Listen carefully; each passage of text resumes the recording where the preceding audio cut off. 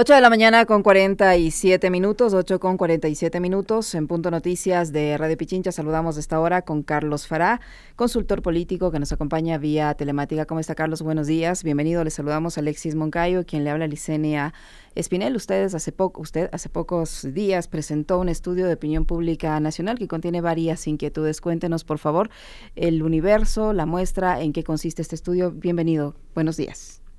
¿Qué tal? Buenos días, ¿cómo les va?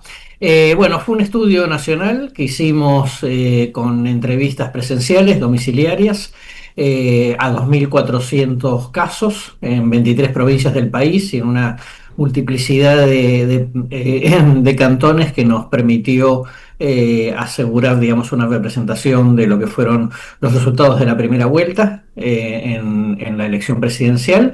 Y el objetivo era ver primero un poco la recordación de votos de la gente, cuál era la perspectiva respecto al país y por supuesto, digamos, después de pasada la segunda vuelta, cuál era la opinión sobre la gestión del presidente Noboa. ¿Cuál es la conclusión que se ha dado a raíz de este estudio? ¿Qué opina la gente después de tener el resultado de las elecciones? ¿Cuál es la expectativa que tienen ahora? Bueno, claramente existe una duda respecto de la legitimidad del resultado, ¿no? Lo que tenemos es una situación de segunda vuelta en donde encontramos un empate técnico, digamos, de pocas décimas de diferencia entre los dos contendientes.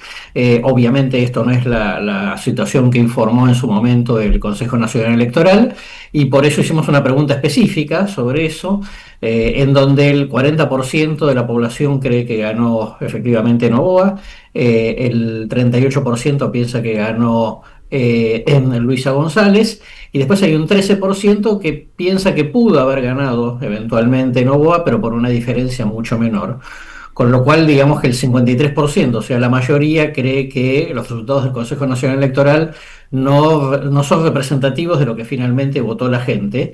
Y por supuesto esto, hay otros indicadores interesantes que acompañan esta situación, como por ejemplo que el presidente tiene hoy una aprobación del 45% y una desaprobación del 46%, también digamos en empate técnico, lo cual nos está indicando que en general la experiencia de muchos años en diversos lugares de América Latina indica que cuando alguien gana una elección, automáticamente hay una corriente de triunfalismo y de optimismo respecto al gobierno de turno, aún de aquellos que no lo votaron, sencillamente porque lógicamente quieren que al gobierno y al país le vaya bien, y esto no se está verificando en el caso de Ecuador, con lo cual, insisto, digamos, le pone un signo de interrogación sobre el resultado que surgió oficialmente de la segunda vuelta.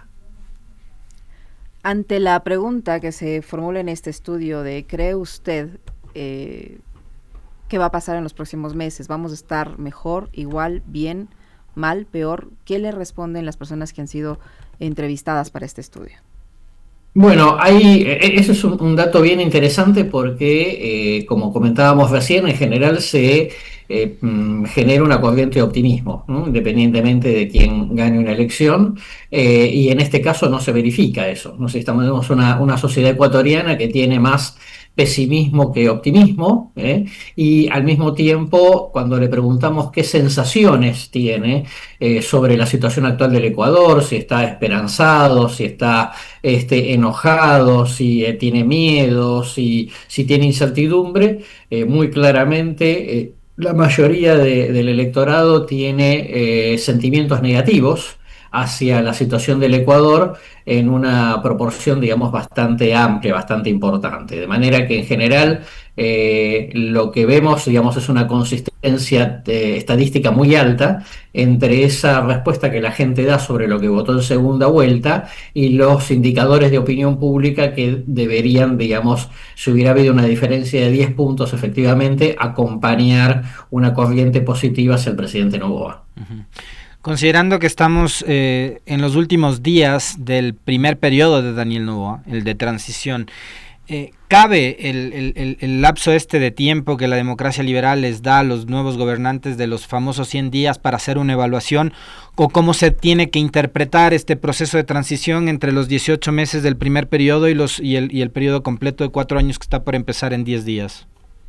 Bueno, a ver, esta es una situación muy particular, con lo cual en realidad el presidente está lógicamente, digamos, visto como en una continuidad, ¿no? del mandato que está terminando con el nuevo, lo cual eso, digamos, obviamente genera unas expectativas distintas.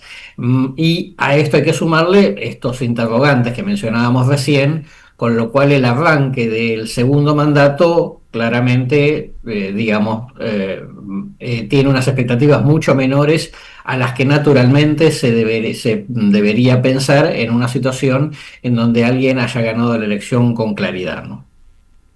Las personas a las que entrevistaron pudieron identificar cuál es el problema que más les genera preocupación. Bueno, el estudio no tenía, digamos, esa motivación, pero muy claramente es interesante, digamos, visualizar que hay una alta relación entre quienes, digamos, dicen que votaron a Luisa González y tienen una perspectiva negativa sobre la situación del país y son poco optimistas o directamente pesimistas, comparado, digamos, con obviamente la gente que votó a Noboa.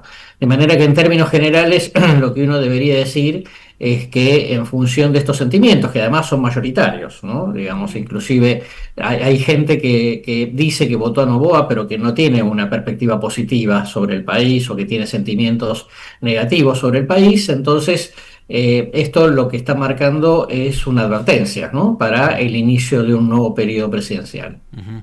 Esta situación particular que ha vivido el Ecuador, no únicamente en esta elección, sino en otras anteriores, es decir, yo no voto por el candidato porque confío en él, sino voto porque estoy rechazando a la otra opción, que digamos es en buena medida ese voto es el responsable de lo que está pasando con Ecuador desde hace rato, ¿no?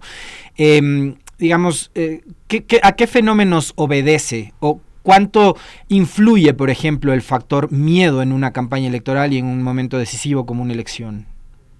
Bueno, yo diría que el factor miedo es un factor cada vez más presente en general en las campañas electorales y en la decisión del voto en la política contemporánea, ¿no? Digamos, la elección el triunfo de Biden sobre Trump en Estados Unidos fue más un rechazo a Trump, digamos, que una bala a Biden. El triunfo de Lula sobre Bolsonaro, y así sucesivamente, con lo cual al carecer las fuerzas políticas de generar expectativas positivas, ¿no? sobre el futuro, obviamente recurren a la táctica del miedo, ¿no? Respecto de que yo no soy bueno, pero el otro es peor, ¿no? O sea, que evitar, digamos, votar al peor y tratar de votar al menos malo.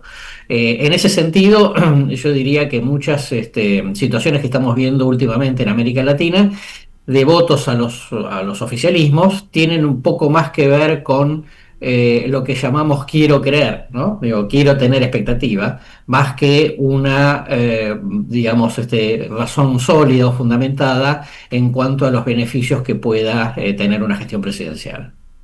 ¿Cómo se entiende, señor Fara, el hecho de que va a empezar un nuevo periodo de gobierno, pues son 4 años, ¿no? Va a haber continuidad en cuanto al presidente de la República, pero que con el triunfo no se haya generado esa expectativa positiva en la población. Usted decía que normalmente ocurre que cuando gana un presidente eso viene acompañado de popularidad, de simpatía, de confianza, de esperanza, y en este caso, de lo que usted dice en su estudio, no es así. Claro. Recordemos que el presidente Noboa en los últimos tiempos previo la primera y la segunda vuelta sufrió un importante desgaste, ¿no? Por temas que obviamente en donde tenía que incidir su gestión, ¿no? El tema de los cortes de electricidad, el crecimiento de la violencia, el narcotráfico. Entonces eso, digamos, claramente puso en interrogante su capacidad de liderazgo, ¿no? Eso fue lo que cuando digamos, un tiempo antes de la primera vuelta se esperaba que él se impusiera con alguna comodidad, terminó en un empate técnico en la primera vuelta, cosa que a nuestro juicio, digamos, eso se reprodujo en la segunda, porque la situación en el medio no cambió.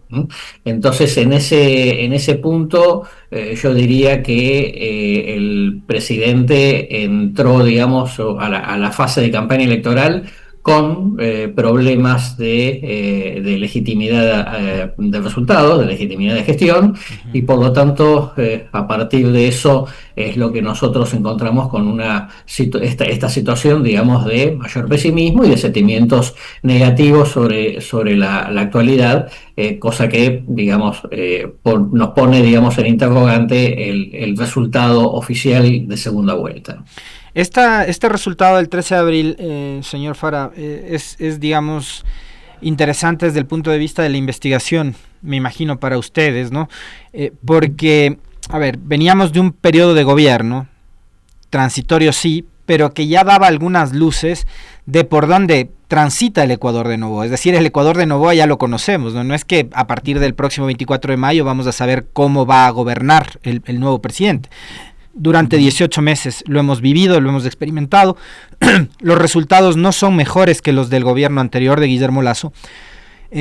Así que desde ese punto de vista, desde lo sociológico, ¿cómo se explica el pronunciamiento popular, considerando que los resultados no son precisamente los mejores, de que ha sido además un gobierno que abusó durante la etapa de campaña de su condición de tal, de ser presidente y candidato al mismo tiempo, y hubo abusos que no fueron ni siquiera observados por las autoridades electorales, pero que finalmente la gente dijo, no me importa, prefiero que siga? Sí, a ver, en primer lugar, hay que tener en cuenta, digamos, que el que está en el cargo, digamos, el que tiene el control del Estado, lamentablemente, por lo menos en América Latina, lleva un hándicap, ¿no? Tiene ventaja.